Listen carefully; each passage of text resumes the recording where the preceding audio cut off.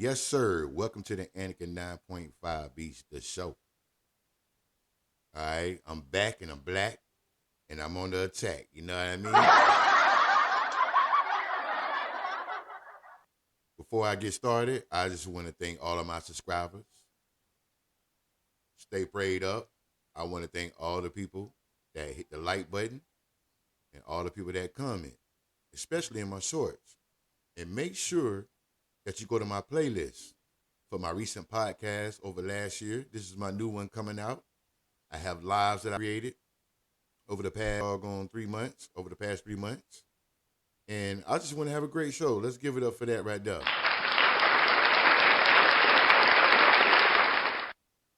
But yes, we're going to talk about Stephen A. Smith today. It's March 7th, 2025, and we all the way live talking about Stephen A. Smith. LeBron addresses to Stephen A. Smith last night. Laker Nation. Let's give it up for the Lakers. One time, one time.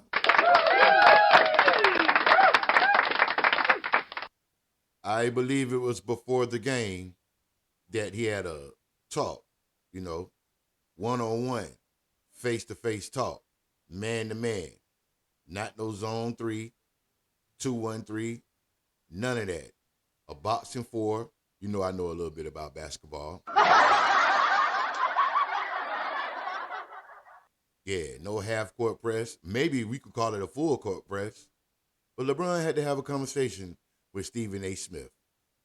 And let's break it down, man. Let's break this shit down. I want y'all to know that it's important that if you have a son or a daughter, okay, you got a son or a daughter.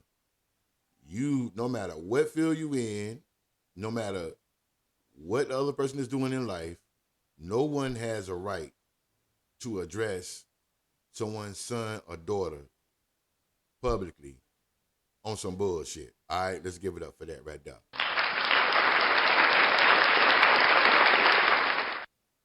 Now, I'm going to talk about Stephen A. Smith for a little bit, not long, and then I'm going to talk about LeBron, and then I'm going to put one and one together and make it a pack. All right, let's just hear a little bit of what Stephen A. Smith had to say. Just a little bit, not much. Let's get to it. Up to me, unexpectedly, I might add, to confront me about making sure that I mind what I say about his son. Can't repeat the words because they ain't suited for FCC airwaves. That's what he was doing. I thought long and hard about this over the last few hours because I had no intentions, Molly, of talking about this at all. You did. The reason why is because it was a one-on-one, I wouldn't say a conversation, but it was a one-on-one confrontation. But then I wake up and everybody from ESPN and my agent and everybody else were sending me that this thing had gone viral. And so ultimately it was unavoidable. And is it safe to say that he didn't think it was going to go viral?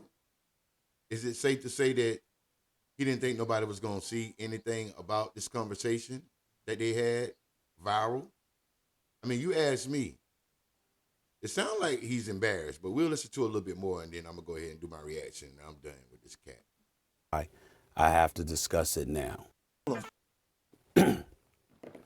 That wasn't a basketball player confronting me. That was a parent. That was a father.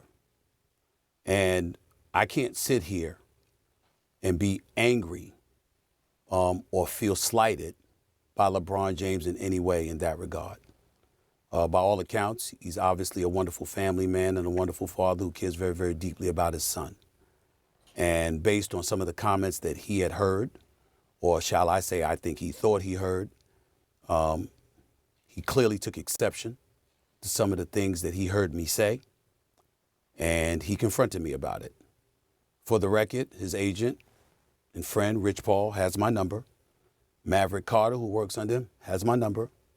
LeBron James knows how to get in contact with me if he wanted to. He never called. Because had he called and wanted to talk to me, I would have accepted. Hold up.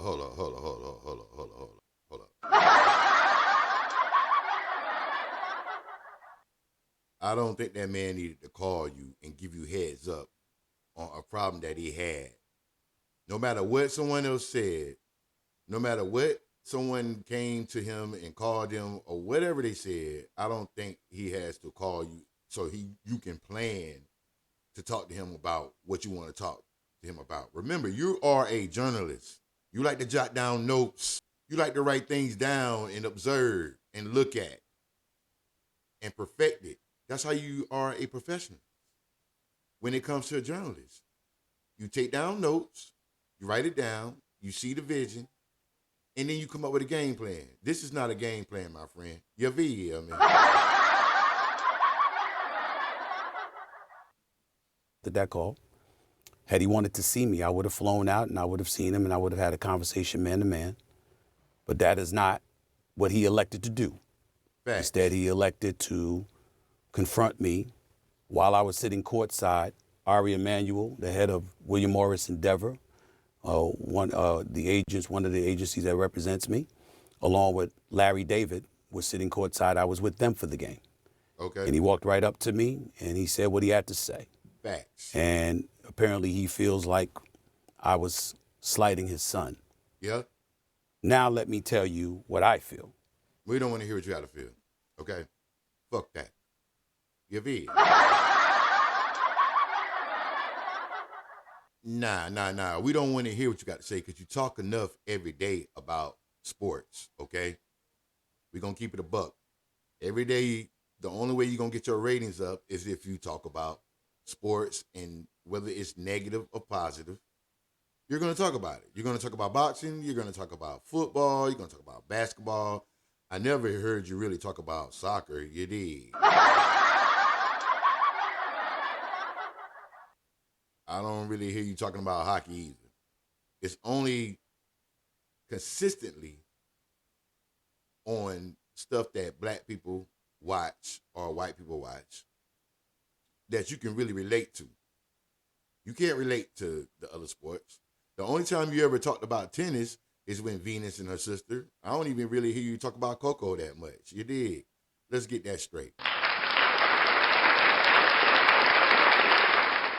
What we must understand, people, is that when it comes to ESPN and it comes to Fox and it comes to CBS, everything is crucial and critical. You know what I mean? They are only on these networks to criticize because they want people to get a reaction. They want to throw people off to get their ratings up. And the only time they're really going to give credit is when someone really does something great and everybody's talking about it. But for the most part, they're only going to be hypocritical, man, or criticize. That's what they get paid to do. They don't get paid to recognize greatness. Think about it. If everything on TV was good and everybody always talk about good things in life, nobody really would watch it. The good people would watch it, of course. But people that are bad and act just like them, but we got to remember, they get paid to do this. They get paid to react on negative things. And yes, you have to have a negative and a positive for things to work. And that's just part of the game when it comes to working. Okay? Whenever you work, you got a negative and a positive. You got the crew that's positive, want to come to work, want to work hard, don't want no smoke, don't want no trouble. They want to get their bread and they want to go home. Let's give it up for that.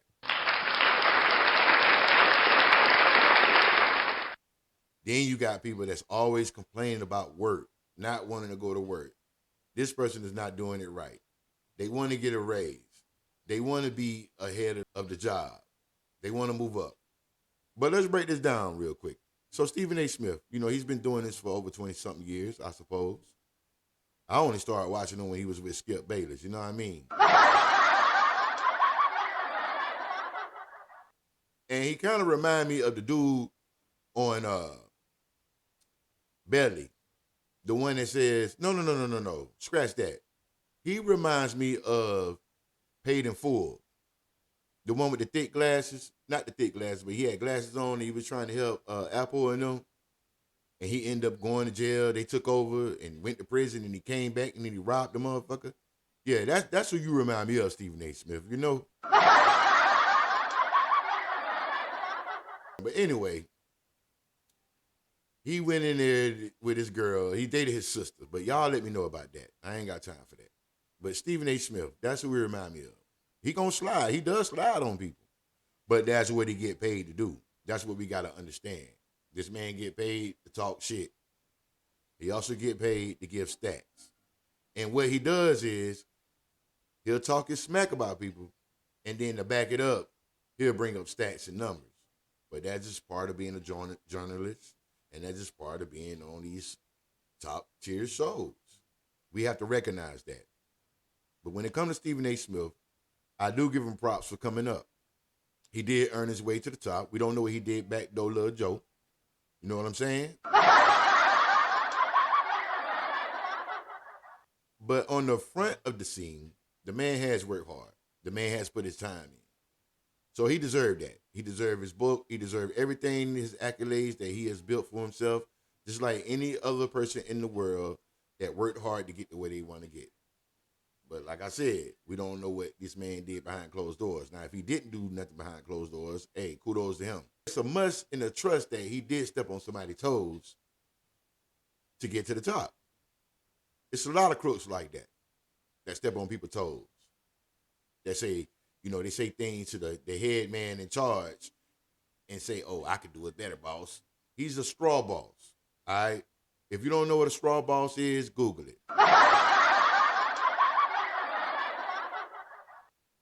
And it's getting out of control because these players have freedom of speech in the entertainment field, no matter what it is, and they have a right to say what they want to say. Vice versa. LeBron, we know he's been MVP over centuries, over 22 years. He's won 4 championships, going on 5. Been an all-star, played in the league 21, 22 years. Never did the slam dunk contest. Yeah, he just hit 50,000 in points, and he deserved that. You know what I mean? If Michael Jordan played 21, 22 years, I believe Michael Jordan had about 70,000. That's just real. You know what I mean? So in retrospect, we got to give it up for LeBron. He's had a great career. You can't take nothing away from him, and we just gonna keep it like that. All right. Now for the end game of this situation, let's break it down. All right. Stephen A. Smith should be ashamed of himself for even talking about that man's son. And I know half of y'all gonna be like, all right, well, LeBron, he gets whatever he wants. He got his son in the league. He did get his son in the league. He sure did. He got a son in the league. But what's wrong with that? There's nothing wrong with that. The good thing about this whole situation is when Stephen A. Smith continuously speak on LeBron gets upset. Now, should LeBron get upset? No. But when it comes to his son, when it comes to LeBron's son, yes, Stephen A. Smith is an asshole. Now, do I think Stephen A. Smith was wrong for coming in there talking about LeBron's son over and over again, saying he wasn't going to make it? No, I don't think he's wrong for that.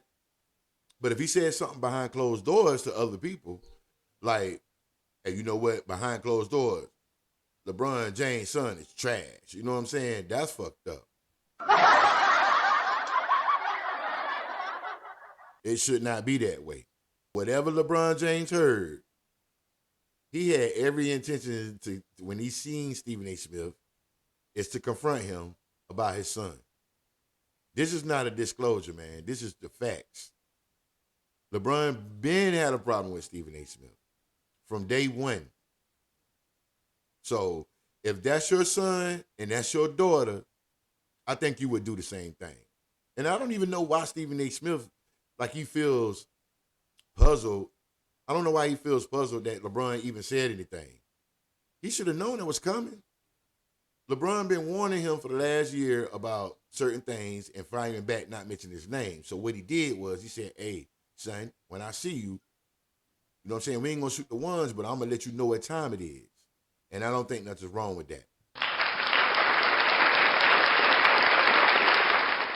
Nah, there's nothing wrong with LeBron letting that man know how he feel about his son. And I'm pretty sure if anybody was on the court or anybody outside of the game or before the game, he would say something to him. And the funny thing about it is, Stephen A. Smith didn't even see it coming. He had no idea. And then he thought it was over with when LeBron confronted him in front of national television. Well, you always confronting LeBron and you always confronting his son and other players and other people that's talented. You always confronting them on television. But you would never pull up and say that shit to their face. Let's go back to Allen Iverson. Allen Iverson called you, right? And said, let's talk about it. LeBron didn't play that whole card. I'm not saying Allen Iverson played the whole card. You know what I'm saying? Because he did speak about the situation on national television. But then Stephen A. Smith talks about, man, you should have called me and talked to me about the situation. You know what I mean? No. Niggas is pulling up on motherfuckers. When you got a problem with somebody, that's the best way to do it. Don't even let them know you coming, man. Just come through. You feel me? Let's give it up for that right there. So, Stephen A. Smith, you deserve this shit, and there's more to come, baby.